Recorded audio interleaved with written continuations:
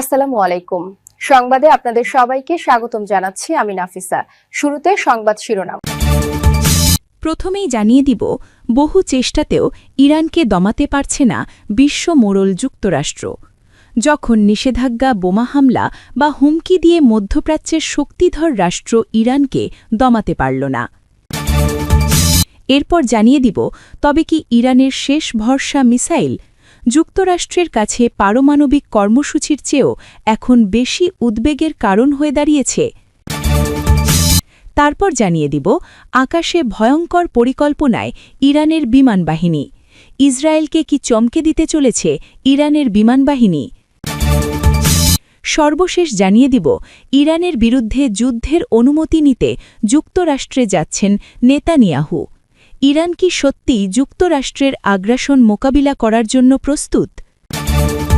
এখন শুনছিলেন সংবাদ শিরোনাম, এখন বিস্তারিত। তার আগে ভিডিওটিতে লাইক করে কমেন্টে জানিয়ে দিন আজকের সংবাদের বিষয়ে আপনার মূল্যবান মতামত, আর আপনি কোন জেলা বা কোথা থেকে আমাদের এই সংবাদটি শুনছেন এবং দেখছেন। আর হ্যাঁ, এমন আরো সংবাদ পেতে চ্যানেলটি সাবস্ক্রাইব করে পাশে থাকুন। বিশ্ব মোড়ল যুক্তরাষ্ট্র যখন নিষেধাজ্ঞা, বোমা হামলা বা হুমকি দিয়ে মধ্যপ্রাচ্যের শক্তিধর রাষ্ট্র ইরানকে দমাতে পারল না, তখন তারা বেছে নিয়েছে নতুন কৌশল। কিন্তু কি সেই কৌশল? ইরান আজ আগের চেয়ে অনেক বেশি প্রস্তুত। দেশটির সশস্ত্র বাহিনীর মুখপাত্র ব্রিগেডিয়ার জেনারেল আবুল ফজল শেকারচি বলেছেন, শত্রুরা ইরানের জনগণের মধ্যে ভয় ছড়ানোর চেষ্টা করছে, তবে এই প্রচেষ্টা ব্যর্থ হয়েছে। আমরা যে কোনো আক্রমণের মুখোমুখি হতে আগের চেয়ে অনেক বেশি প্রস্তুত। আমাদের সেনারা শুধু অস্ত্রশস্ত্রে নয়, মানসিকভাবে এবং কৌশলগতভাবে সম্পূর্ণ প্রস্তুত। ব্রিগেডিয়ার জেনারেল আবুল ফজল শেকারচি বলেন, শত্রুরা কেবল সামরিক চাপে নয়, মনস্তাত্ত্বিক যুদ্ধও চালাচ্ছে। তারা আশা করছে ইরান কোনো ছাড় দিতে বাধ্য হবে, কিন্তু ইরানি জনগণ এবং সামরিক বাহিনী উভয়ই অনড়। দেশের মানুষ জানে, আতঙ্ক সৃষ্টির এই প্রচেষ্টা কখনো ফল দেবে না। সশস্ত্র বাহিনী প্রতিদিন নিজেদের দক্ষতা ও প্রস্তুতি আরও শক্তিশালী করছে, যাতে যে কোনো পরিস্থিতিতে তারা দেশের সুরক্ষা নিশ্চিত করতে পারে। শেকারচি আরও বলেন, মনস্তাত্ত্বিক যুদ্ধ এখন শত্রুর প্রিয় অস্ত্র। তারা আমাদের ভীত করতে চায়, কিন্তু আমাদের সামরিক বাহিনী দেশকে রক্ষা করতে প্রস্তুত এবং জনগণও একত্রিত। কি বুঝলেন ভাই? ওনলি জেডাই চাই। প্রশ্ন উঠতে পারে, এত প্রস্তুতি কি কেবল প্রতিরক্ষা? ব্রিগেডিয়ার জেনারেল শেকারচি স্পষ্টভাবে জানান, এটি শুধু প্রতিরক্ষা নয়, শক্তির বার্তা। যে কোনো আক্রমণ মোকাবেলার ক্ষমতা ইরানের আছে। মানসিক চাপ বা হুমকি তাদেরকে পিছনে সরাতে পারবে না। এখানে শুধু অস্ত্রের শক্তি নয়, জাতির দৃঢ় মানসিকতা এবং অটুট ইচ্ছাশক্তি গুরুত্বপূর্ণ ভূমিকা পালন করছে। তবে কি ইরানের শেষ ভরসা মিসাইল? যুক্তরাষ্ট্রের কাছে পারমাণবিক কর্মসূচির চেয়েও এখন বেশি উদ্বেগের কারণ হয়ে দাঁড়িয়েছে ইরানের ব্যালিস্টিক মিসাইল ভাণ্ডার। তবে কি ইরানের ব্যালিস্টিক মিসাইল যুক্তরাষ্ট্রের মাথা ব্যথার আসল কারণ? আর এই কারণেই কি শর্ত জুড়ে দিয়েছেন মার্কিন প্রেসিডেন্ট ডোনাল্ড ট্রাম্প? মধ্যপ্রাচ্যে উত্তেজনা বাড়ছে, কূটনৈতিক টানাপড়েন চলছে, কিন্তু একটি বিষয়ে অনড় ইরান। তারা তাদের ব্যালিস্টিক মিসাইল কর্মসূচি কোনোভাবেই ত্যাগ করবে না। এমনটাই মনে করেন ইসরায়েল ভিত্তিক think tank institute for national security স্টাডিজের ইরান প্রোগ্রামের প্রধান ড রাজিমত। তার বিশ্লেষণ অনুযায়ী ইরানও সরাসরি যুক্তরাষ্ট্রের সঙ্গে সামরিক সংঘাতে জড়িতে চায় না। কিন্তু প্রশ্ন হল, সংঘাত এড়াতে তেহরান কতটা ছাড় দিতে প্রস্তুত?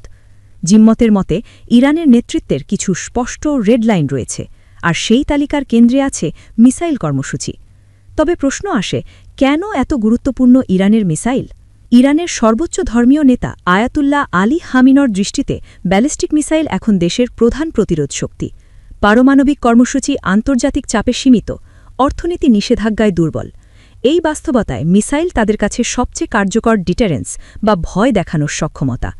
জিম্মতের মতে, খামিনি মনে করেন, যদি ইরান পারমাণবিক ইস্যুতে ছাড় দেয় এবং পাশাপাশি মিসাইল কর্মসূচিও ভেঙে ফেলে, তাহলে যুক্তরাষ্ট্র অল্প সময়ের মধ্যেই ইরানকে কৌশলগতভাবে অরক্ষিত অবস্থায় ফেলে দিতে পারে। সেই ঝুঁকি তিনি নিতে রাজি নন। বিশ্লেষকদের মতে, ইরানের শীর্ষ নেতৃত্বের হিসাবটা আলাদা। তাদের দৃষ্টিতে বড় ধরনের মার্কিন সামরিক হামলার সম্ভাবনাও মিসাইল কর্মসূচি ভেঙে ফেলার চেয়ে কম ভয়ঙ্কর। অর্থাৎ তারা বিশ্বাস করে, একটি বড় হামলা হলেও শাসন ব্যবস্থার টিকে যেতে পারে, কিন্তু মিসাইল না থাকলে দেশ প্রতিরোধের ক্ষমতা হারাবে।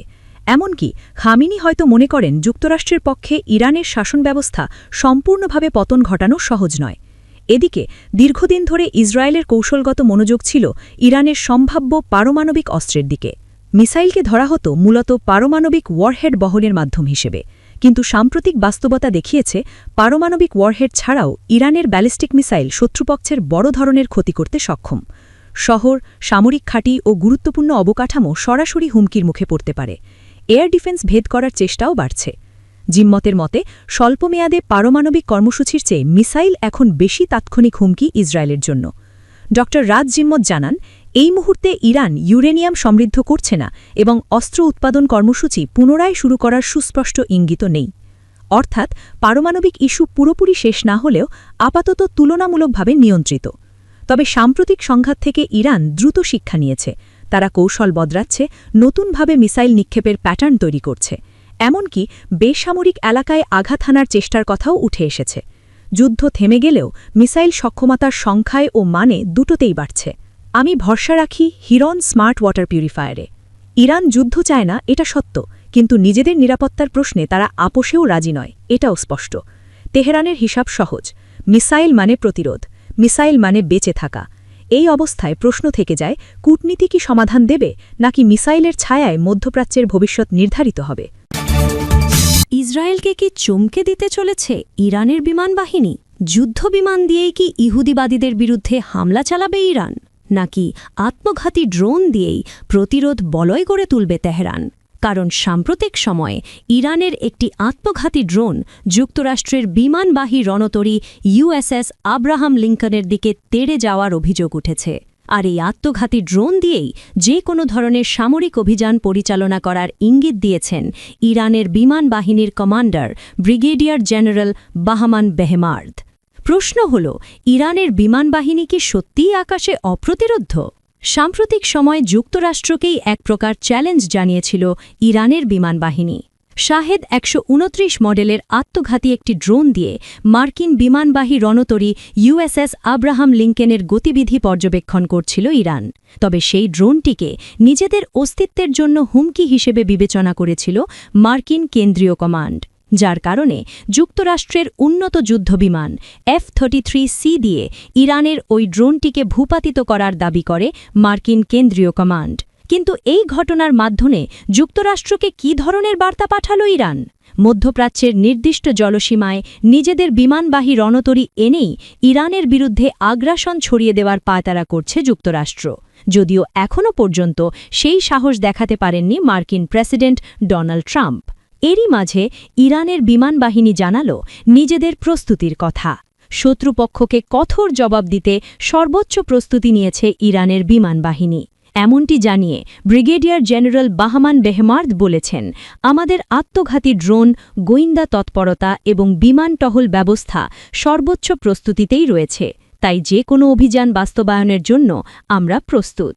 10 ফেব্রুয়ারি এক প্রতিবেদনে বিষয়টি নিশ্চিত করেছে মধ্যপ্রাচ্য ভিত্তিক সংবাদ মাধ্যম মেহের নিউজ এজেন্সি।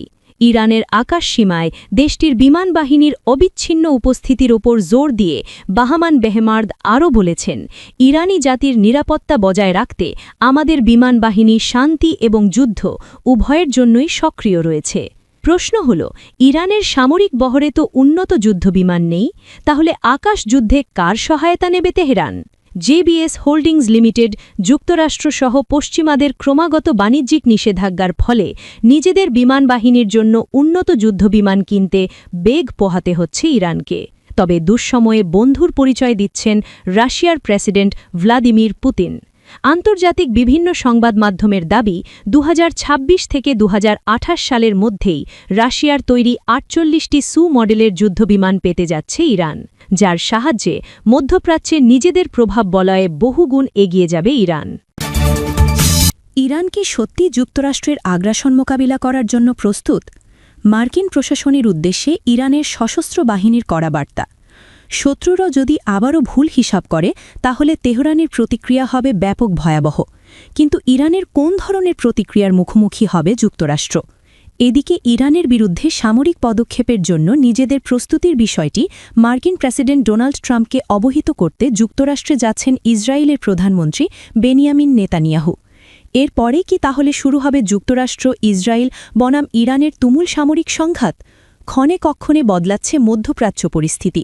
পারমাণবিক ইস্যুতে ইরানের সাথে যুক্তরাষ্ট্রের কূটনৈতিকদের আলোচনা চলমান থাকলেও একটুও কমেনি যুদ্ধের উত্তেজনা।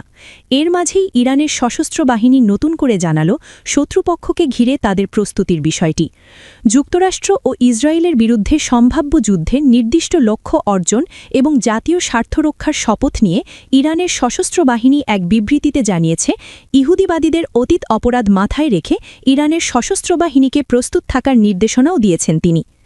এ সময় ইরানের সেনাপ্রধান মেজর জেনারেল আমির হাতামি বলেছেন, শত্রুরা যদি আবারও আগ্রাসন চালানোর পায়তারা করে তাহলে তারা এমন প্রতিক্রিয়ার সম্মুখীন হবে যা আগে দেখেনি। এক প্রতিবেদনে এমন তথ্যই জানিয়েছে যুক্তরাজ্য ভিত্তিক সংবাদ মাধ্যম ইরান ইন্টারন্যাশনাল। প্রশ্ন হল, হঠাৎ করেই যুক্তরাষ্ট্রে কেন যাচ্ছেন নেতানিয়াহু? তাহলে কি পারমাণবিক ইস্যুতে ইরানের সাথে যুক্তরাষ্ট্রের চলমান আলোচনা ভেস্তে যাবে? গত বছরের জুনের 12 দিনের যুদ্ধের আগেও প্রায় একই ধরনের আলোচনায় ইরানের সাথে বসেছিল মার্কিন প্রশাসন, কিন্তু ইসরায়েল ও জাতিসংঘের পরমাণু সংস্থা IAEA এর তুচ্ছ অভিযোগকে কেন্দ্র করে ইরানের বিরুদ্ধে নেতানিয়াহুকে হামলা চালানোর নির্দেশনা দেন ট্রাম্প, যদিও সেই যুদ্ধে ইহুদিবাদীদের দাঁত ভাঙা জবাব দেয় তেহরান। আমি ভরসা রাখি ইরান স্মার্ট ওয়াটার পিউরিফায়ারে, তবে ইরানের বিরুদ্ধে নতুন করে সামরিক পদক্ষেপ নিতে যুক্তরাষ্ট্রকে চাপ দিচ্ছেন নেতানিয়াহু। তাই তো শীঘ্রই আবারও ট্রাম্পের সাথে সাক্ষাৎ করতে ওয়াশিংটন যাচ্ছেন ইসরায়েলের প্রধানমন্ত্রী।